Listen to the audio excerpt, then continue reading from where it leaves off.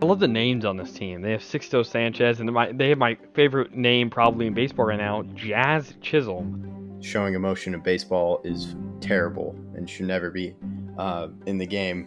It's weird how the dynamic works between sports. But to win a championship, not only do you need great players on the court, but you need good chemistry, which takes time to develop.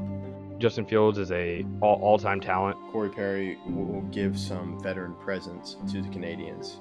I feel like Luka will take that next step, and if he can get a three ball consistently around 35%, I feel like they could become a contender. We can make jokes about you not being in the Super Bowl for 20-something years, but... What's up, everyone? This is Justin Goldman from the Goalie Guild and Lift the Mask, and you're listening to Outsiders Opinions with Austin and Kevin. What's up, y'all? Welcome to another NBA Opinions of the Week. I would say it was a short Luka video, Mavs video, but talked about Luka and just kind of what that was. But we wanted to keep the same idea of, okay, are the Mavs saved? And basically it was yes. But now it does bring up this connection to, is the NBA rigged? Because Austin, this is just insane. And I know I'll let you kind of lead this a little bit, because there are a lot of benefits to Cooper Flagg and the Dallas Mavericks being a good team, especially in the West. I have some ideas, but I'll let you go first. Yeah, I first want to just go over the fact that there's two parts of this debate. There's one part where I think it's rigged and one part that I think it's not. One is the product on the court, either being the refs, the coaches, the players on the court, or the league telling the players to do something. I don't think it's rigged.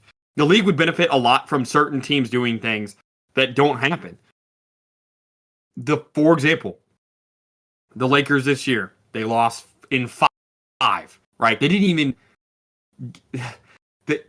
even do as well as to get a Game 7 in LA, which would have benefited. Even if they lost the Game 7, right, you'd get more money because it's a Game 7, you get to talk about it for so long. But now no one's talking about the Lakers because they're out of the playoffs. But if we're talking about the draft lottery, I 100% think it is completely scripted, because this benefits the league in too many ways. The major way, the biggest way, is the fact that the Mavs have lost so many fans because of the Luka trade, and now they're gaining. Let's say it's just 75% of the fans come back. 75%. 25% are gone forever. There'll never be Mavs fans again, but 75% return. That's huge for the league to regain some of their foothold in a large market. There's a lot of people in the DFW area, and if those people want to go to games and watch Cooper Flagg and buy Flag jerseys, that really does help the league a lot. So if we're talking about the draft lottery, I think back to Patrick Ewing. I think back to a lot of the Cavs getting the number one picks a lot so that LeBron would return to Cleveland. And I think a lot of this one right here, I think this draft is 100% scripted. And I really do, but I don't think this product on the court, I don't believe the product on the court is rigged. I think that the games are played fairly, but that sometimes the players that are on those teams are not acquired fairly.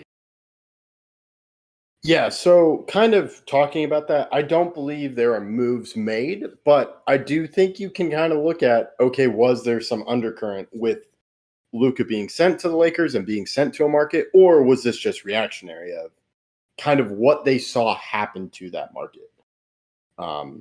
So I don't believe, as much as I would like to believe it, because it would make me feel better, I just think Nico was dumb and traded away Luka. And talking about DFW, it is, as much as I don't think you and I view it, it is viewed as a top 5 market, but we kind of view it as a small market, especially with the Texas Rangers.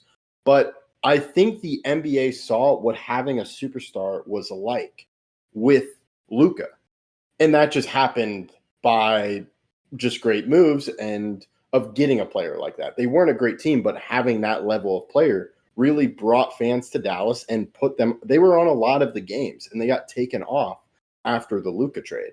So I think Adam Silver can see, hey, we're missing a market here. So I do believe the draft lottery was rigged, especially after this, because there's no way this lucky. They were supposed to get number 9, I think. Yeah, but somewhere around there. Yeah, and now thinking about it, he's in a better position than Luka was, as we talked in the Mavs video.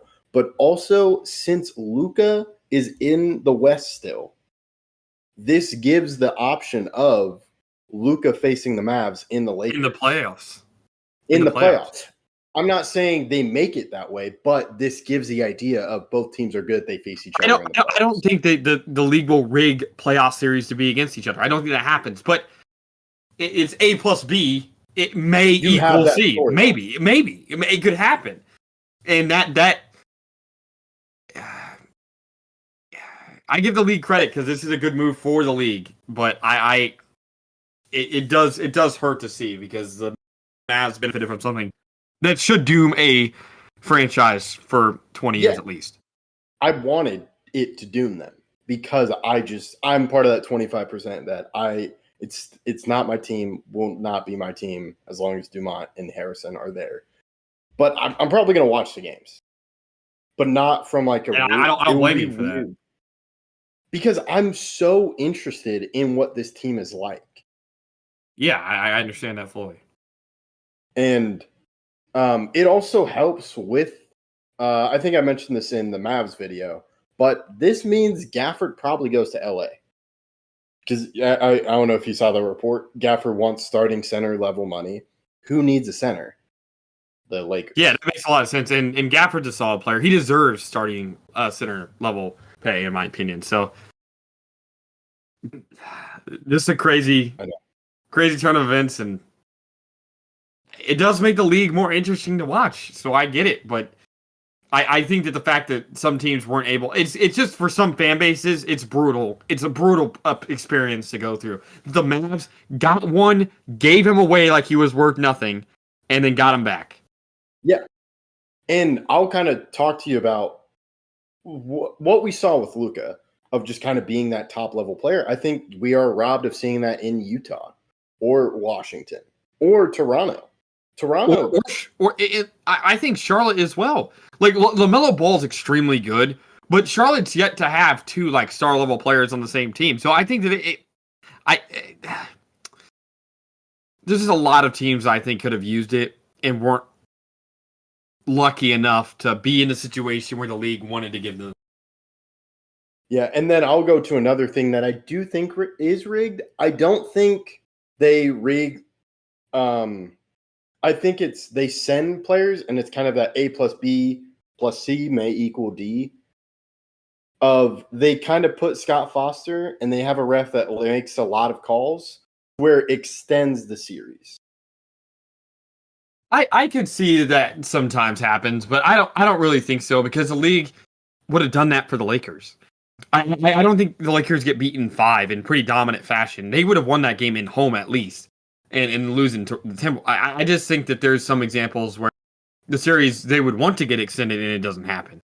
They could try in hopes that it works, but it's not making it happen. Yeah, I don't know how much I believe in that, but the lottery is rigged, and I'm completely. Yeah, so that's kind of our thoughts on it. We've had 3 videos about the draft lottery from 3 different perspectives. Let us know your thoughts in the comments. We appreciate you listening to Outsiders Opinions.